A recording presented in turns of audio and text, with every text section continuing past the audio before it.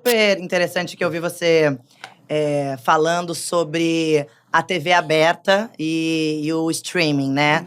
Que na época de apenas TV aberta, todo mundo parava para assistir um programa ou uma novela.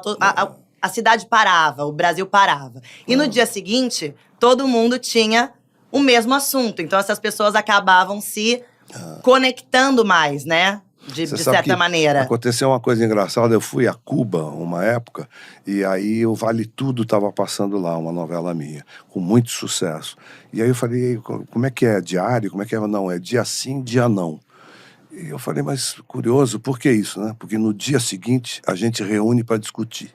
Olha! Então eles assistiam o capítulo num dia, no dia seguinte não tinha o capítulo, e eles reuniam a família, as pessoas, para discutir. Para debater o episódio. Uma novela capítulo, que né, inclusive criou condições políticas para eles, porque eles começaram a reivindicar uma série de coisas junto ao Fidel Castro, aqueles restaurantes, né, que eles criaram, familiares, né, que eles chamam. Hoje em dia você vai a Cuba, você pergunta onde tem um paladar.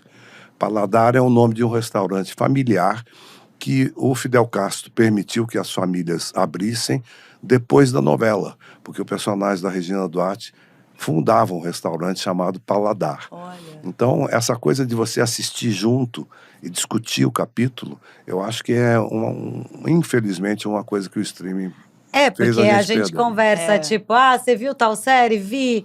Ai, a gente conversa sobre a série. Se a pessoa responde, não vi. Você fala, acabou o papo. Mas vocês, agora, só, assim, eu tô pensando aqui. Vocês não acham também que, assim, o streaming, a internet, né, acabou abrindo espaço para novos diálogos, novos debates, né? Você sempre foi um cara muito ativo nas questões sociais, políticas e tal. Vocês não acham que a TV aberta, de repente, demorou um pouco para colocar questões importantes? Mas colocou, né?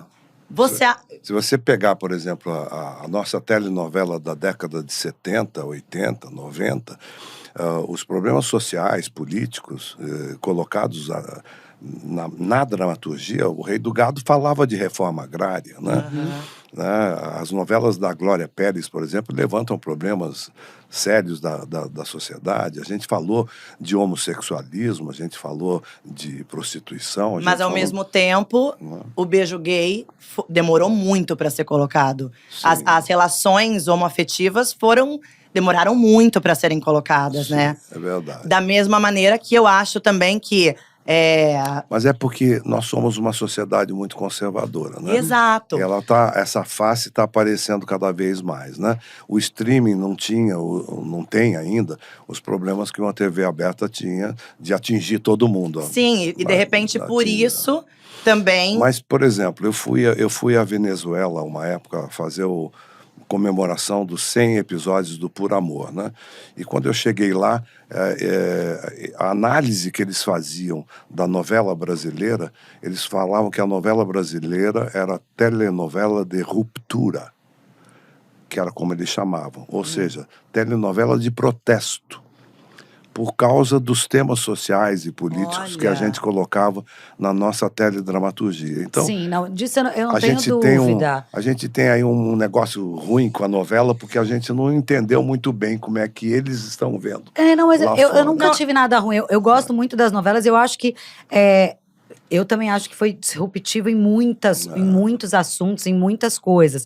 É claro que hoje, como a gente foi evoluindo, inclusive assistindo novelas, hoje tem coisas que não são admitidas mais. Por exemplo, ter um preto numa novela.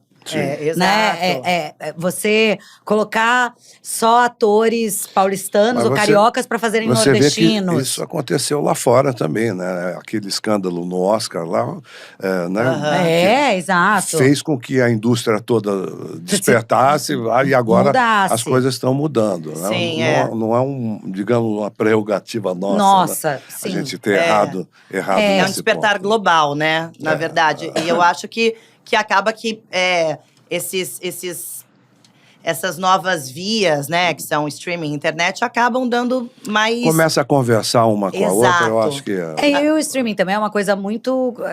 ele vem de fora, né? Ele vem também de países já de primeiro mundo, que estão…